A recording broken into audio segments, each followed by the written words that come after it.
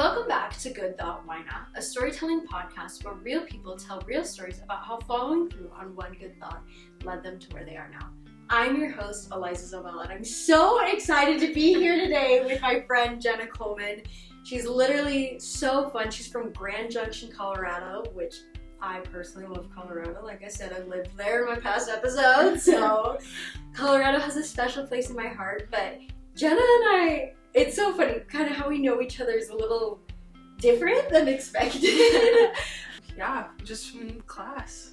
Being in comms, you kind of like sometimes are in the same class with a bunch of people, and other times it's just like, never met you before, but now we're friends. Yep, so. Exactly. And it was super funny because I took this class because it's supposed to be like social media advocacy and like learning all these things, and my brain was, I don't know, looking at it from like the sociological perspective, I guess. Exactly. And then we came in, and in some ways the teacher was like, here's how to do social media influencer stuff, and I was like, oh. That's not quite what I thought it was. Exactly, but it's also, he's given us a lot of freedom with the projects and stuff like that, and that's part of the reason that we're actually going to talk about with Jenna today of how that project's going to develop, and so it's been super fun. But like I said, I'm just so excited to have Jenna here today. Her story is so awesome because it's so relatable.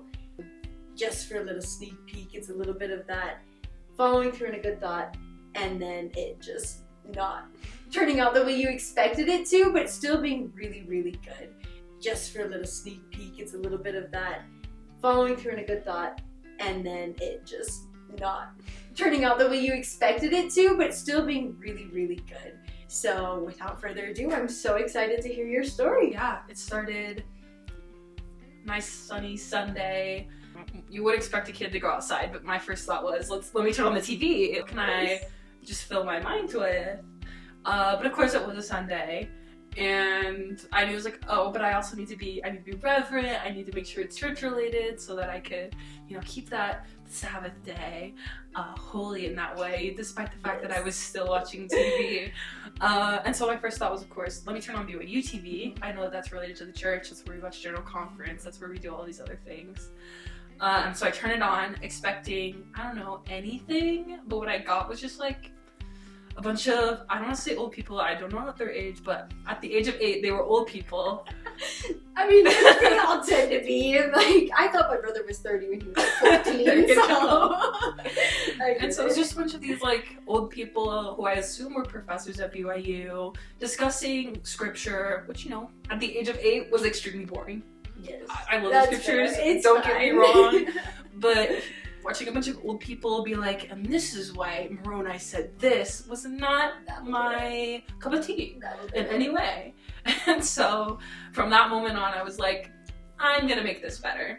I'm going to get a job at BYU TV. I'm gonna create shows for kids that, like me at that point, who are bored of adults talking about scriptures. And so that kind of set me on my path. Of course, there was wandering. Every kid kind of like, oh, but I could be a marine biologist, or I could do literally anything else. Yeah, I went through a phase where I thought I was gonna like teach dolphins, so I get it. Yeah, of course, but I ended up back at working in media and doing stuff for kids, and so it got there at the end, which I think is just so fantastic. Awesome. So you said you wanted to work with BYU TV and everything like that. So how did that kind of play a role in you, like, I mean, you said you changed your mind a little bit. When you were applying to BYU, were you still planning on working at BYU TV? Oh yeah, it was like my biggest goal. Going to BYU, just like in general, was like, I know that that's my connection to TV. Like, I understand that other universities have television networks, but BYU TV is the biggest one. It's like there's so much stuff that goes into BYU TV from the church and from just the university in general that it's hard to be like, oh, I could go somewhere else, because I know that somewhere else is not as grandiose as BYU and their television network. And so I was like, that's what I have to do. I was like dead set. It's like BYU is the only option to get me where I want to go in life. And how would you have felt if you wouldn't have gotten into BYU? At that point, I would have had to like upend my entire, no, not really. I probably would have finished something else out. Yeah. It just wouldn't have been the same experience that I was expecting since, the age of 8 to kind of go along that path. Okay. So, like you said, you were 8 years old, watched the boring TV, and you more or less were just like, this sucks, let's improve it. And so then that kind of set a little bit of the path. And so you applied to BYU. What was the experience like getting accepted and being like, hey, there's a chance of realizing this goal? It was, my high school teachers were so annoyed by the fact that I didn't think I was going to get into BYU. I'd be like, it's like, yeah, like I applied to BYU and I applied to all these other places because what if I don't get into BYU? And I'm like, Jenna, you're gonna get in. Like, a 4.0, blah, blah, blah, like all of the other accolades that I had. They're like, just don't worry about it. You're gonna be fine. So it was my senior night of basketball, and I was like, finally, we just finished our game, and the boys basketball team was about to start their game. And so I get on my phone for the first time they're playing, and there's an email from BYU, and I was just like, what is going on here? So I open it, and it's like, you've been accepted, and I'm just like, joy upon joy. It was just like this like elating thing, and I told literally everybody that I could. Like I opened it and I turned to my mom and I was like, Mom, I got in. And I turned to my stepdad, I was like, I got in. I went down to my basketball coach and I'm like, I got in. And I told everyone I could. It was like the biggest, it was such a good experience for me to just have that moment. And so even then, like, I was like, I got in, like, what do I do now? Like, how do I keep going? How do I progress on this thing? And of course, then the next thing you have to do is get housing and all that other stuff, but then applying for or registering for classes. And I'm like, okay, this is what I said I was gonna do. This is how I kind of made my path. I was like, I'm gonna go into comms because I did not want to go into film because I had no experience in film. And that program has to be hard to get into. From what I've heard, it sounds like it's pretty competitive, so yeah. And so I went, got into comms, pre-comms, and I was like, yeah, okay, this is good. Let me learn about just the environment that I want to be a part of so I can kind of progress in that way. Okay, and so just out of curiosity then, how have your classes, I guess, like prepared you for it? And for, I guess, your career and what you're hoping afterwards? I think the biggest thing is just like they've all taught me more about media, the media ecology as a whole. It's like you're not going to find one specific way to get to a goal when it comes to media because there's so many paths and so many evolving things that happen that I'm just like, okay, well, I could do so many different things like YouTube or Netflix or like all of these other companies that work within media, and it doesn't have to be like there's only one path that I have to do through BYU TV because there are so many other opportunities to share gospel topics and other things like that, and education with children outside of this one path that I set for myself. Yeah, and so you kind of snuck in a little bit of secret there. But so you're at BYU. Yes. You are studying in the comms. You're learning all of these tips and these tricks and these things. Are you working for BYU TV? I'm not. No. It started. My freshman year, I was like, okay, I'm not gonna get a job there. Like, I don't have any experience, blah, blah, blah. At that point, I was working at the creamery just because I needed some way to get money, and that was easy, and I enjoyed it. And so it was like after my freshman year, I applied for a job at BYU TV. I don't remember what the job was, but I got an interview for it, and I didn't end up getting it. And so I was like, okay, well, now I have to find something else to do. But I was sitting in my 101 class, and these like research assistants came in to talk about, it's called Project Media. It's a research project in the School of Family Life that focuses on how media affects children in their like human development. And so I was like, okay, wait, that's something that's really interesting to me. Not a bad thing to get on the resume. And so I then ended up working with them for a couple of years. Okay. And how did it feel when you originally got like rejected from BYU TV, I should say? It was kind of harsh. I was like, dang, that's not the path that I wanted to go down.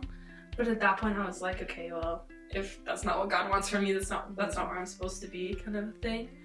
On top of that, I feel like I wasn't necessarily, like the job I applied for was just to be a part of BYU TV, not necessarily something that I knew I was good at or had really any experience in. And so I was like, you know what, fair enough. Like, I'm a freshman, I just finished my freshman year, I don't really know anything about working in television or radio. That job probably went to literally anybody else who had more experience than me. And so it wasn't, as much as it was like, oh dang, that wasn't like where I wanted to go, it was still like, it wasn't gut-wrenching in any way. It was like, oh, well, gotta keep moving, because obviously there's something good for me out there. I just didn't start at that point. And that's where, I mean, I could be wrong, correct me if I'm wrong. It seems like the other opportunity with the School of Family Life, is what you said, really came in to help and like, it did, yeah, with that. So I guess kind of comparing those two experiences, you had the rejection, and then you had the opportunity with Family Life. How did that, I guess I'm kind of repeating myself, but like, how did that kind of like make you feel? Because you said obviously it was a little disappointing, but you had this other opportunity, and how has that opportunity shaped where you're at now? Yeah, so it definitely, I mean, you start with this like, it wasn't a low, fortunately, because it could have been good, but it was like okay, well, how am I going to progress, keep going? And to be honest, I didn't get into the research project the first time I applied for it either. But at that point I was still like, I'm just a freshman, like they're obviously looking for people with more experience. But I recognized at that moment, it's like, I just have to keep going. I have to keep trying and keep putting myself out there, or I'm not gonna get anywhere. And so, you know, I didn't end up being with BYA TV, mostly because I just couldn't find a way in. It's like, I don't want to do any of these things. I'm not experienced enough in those things, and I don't know how to get experience in that. But with like the research project, it was like, I don't need experience in this to get somewhere, because I can learn. Like, part of their whole thing was like, oh, we take a specialty to teach you how to do these things. That's nice. And really so nice. I was like, okay, I could do that. And after being in the project for a year, I was able to apply to be a student lead, which teaches the other students how to participate in the project. And I was like, okay, well, like, not only do I enjoy the community that it's kind of created for me, but I've also learned that I really enjoy research and learning about what does media do, really? Like, not only do I want to create, I have to be a part of like the creation process, but I also want to be like, okay, what are people taking out of this, and how can we make it better? And so that was, as much as it was that dream when I was 8 years old, it's the same dream now, but it's just a little different, because I know that it's a much wider, much broader experience and understanding of what I was trying to get at when I was 8. Yeah. And within that, it's playing into your strengths even more, so something that you weren't anticipating to like at the beginning, but now you do. And I think that's also been really helpful in just shaping you as a person. And I mean, it allows you to have this broader perspective and understanding, like, obviously no harm to BYU TV, but like sometimes that can be a little bit, it can put you in a box. And with research and with community-based things, you get a little bit more of that chance to kind of understand those around you a little bit more, but also just, I don't know, I feel like I've done some research with some things and I didn't expect to like it, because I'm not like a data person, but I actually really enjoyed it. Yeah. Because I had the chance to like I said, go through and understand people on a different level. And I really, really have enjoyed that. And I feel like it just kind of, like I said, it broadens your perspective, it broadens your understanding, and it makes you just a more compassionate person. It does. And so I love that. I'm so happy for you. And so, let's go for it. So one of the things with like Project Media is that we were going into these people's homes, like families' homes, to learn more about, you know, how media affects their kids and just like other perspectives. But it's that going out into the community, you're not bringing them into a stuffy room in a university. You're going to their home and you're just having these different perspectives of life. It's like, not everyone's going to be of the same like socioeconomic status or the same race or the same religion, and so you get to have these different perspectives and experiences that kind of make you want to do more for everybody rather than just like one specific community. Yeah, I love that. Oh, the sociologist in me is loving that. Yeah, I don't know if you actually do. I have a minors in sociology and psychology, so my minors are in family life science and sociology. Perfect. I love it. So yes, I understand exactly. I don't know. I agree. There's just something super unique about that. And that's part of the reason that I actually love doing this podcast, is because I feel like I get to learn people's stories. Oh yeah. And I get to learn so many different things, and I think it's so fun. I don't know, I just love it. So obviously you've been doing a good amount of stuff with Project Media. Do you have any other side things or things that you're working on as well? I have so many side things. Yeah, I mean, like, wow, the projects that I'm doing this semester are crazy. So I did a research project on how child content creators affect parents' political perspectives. I'm currently doing research on how identity affects political preferences and like political action. And then I'm doing a project on like literacy and how to get more people to read. That one's for Callan's class. So getting more people to read and to engage in like libraries and other like reading sources so that we can kind of increase the literacy rates within the US. Okay, and how have those things been going, if I can ask? They're all going well. I think most of them are done or on the verge of being done. But I've learned so much just about, I mean, obviously they're my interests or I wouldn't be doing projects on them, but just getting to know more about what other people think and how other people interact with media, and whether that be reading or news or social media, it's increased my like educational capacity so much. I'm just like, give it all to me. I want to know so much more. I love it. Awesome. Okay, so just kind of summing up a little bit of what we've talked about. I love this story because, like I said at the beginning, you had that one thought when you were 8 years old of all things, of wanting to work for BYU TV. That then led you to applying to BYU, getting so psyched about getting in, applying and getting into the comms program here at BYU, applying and then getting rejected, unfortunately, from BYU, but it took you down a whole other path that opened so many different opportunities for you. And I love that because, like I said, not every good thought takes us to exactly what we think is going to happen. Yeah. It takes us down a better path than we could have ever imagined. And I love that. I know for me, I kind of already shared this, but I've had experiences like, I actually never planned to go to BYU. I rioted against it, if I'm honest. I was the girl in high school, and all of the people in my high school were like applying to BYU and wanting to go there, and I was like, I'm okay, I'm okay. And so I went to Utah State, loved it, and then I felt like I needed to go into advertising. Mm-hmm. And Utah State didn't have an advertising program. And so I was like, oh, frick, what am I gonna do? And I ended up going to, well, BYU had a good program, and I was like, okay, well, I'll transfer. There's also a boy involved, so I'll do it. But anyway, I transferred to BYU and got into advertising. And what's so funny about it is, like, yes, I do advertising, but I love sociology. Mm-hmm. I love psychology. I love the research. I love the storytelling. I don't want to sit here and sell you a bag of chips.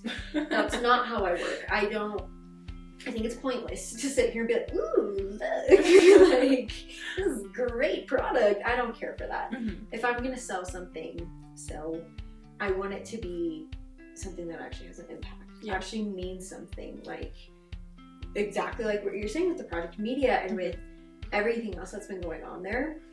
And I think it's so funny because, like I said, it all started because A, I didn't want to go to BYU, and B, I did advertising despite me not wanting to sell products. Yeah. But it took me down the right path, and it's led me here, and I'm so happy and grateful for that. And so, like I said, I really love your story and your example, because these good thoughts, like I said, they don't always take us down a linear path. And so, yeah. And it's happened so many, like, twists and turns. Like, I started as, like, BYU TV is the only option. And my sister was like, what about Sesame Street? And I was like, Sesame Street, that's really hard to get into if you don't have a PhD. And so I'm like, that is true. Okay. And so it's like, my goal is still Sesame Street. If I could work with Sesame Street, I'd be through the roof. But I also understand that that's a very far down the line thing, and I have to be able to get to that point still. And so it's like, the paths that I've always set for myself are just not what ends up happening. But that's okay because at the end of the day, I'm still gonna get to where I need to be, kind of thing. Exactly. I will say, with a caveat a little bit, you have to at least act on the thoughts. You have to at least take action because you can't just sit there. And so I think that's so true.